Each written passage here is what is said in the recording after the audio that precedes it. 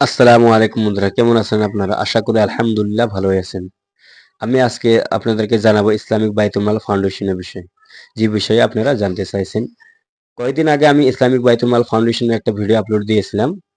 সেই ভিডিওতে দেখেছেন আমরা রোজার উপলক্ষে কিছু গরিব মানুষকে সহায় করা। এই ফাউন্ডেশনটা খোলা হয়েছে 2024 সালের 10 সেপ্টেম্বরে।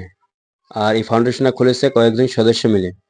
আর এই সদস্য ভাইদের একটাই উদ্দেশ্য যে গরিব মিসকিন অসহায়কে সহায় করা, বা কোনো বাবা টাকার অভাবে মেয়েকে বিয়ে দিতে পারে না, সেই বাবাকে সহায় করা, বা কোনো ভাই টাকার অভাবে চিকিৎসা হতে পারে না, সেই ভাইকে সহায় করা।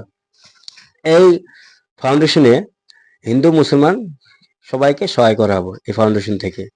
আর এই ফাউন্ডেশনে বহুত ধরনের টাকা আছে, ধর্মীয় জাকাত, ফিতরা, সদকার টাকা আছে। আর আপনারা কোনো ভাই যদি চান যে আমিও কোনো একটা গরিব মানুষ, অসহায় মানুষকে সহায় করতে চাই, হাত একবারে দিতে চাই, তো ইনশাল্লাহ আপনারাও সহায় করতে পারেন। ইনশাল্লাহ কোনো সমস্যা নেই। আজকে এই পর্যন্ত ভিডিওটা থাকলো। আগামী কিছু আপনারা জানতে চাইলে ইনশাল্লাহ আগামী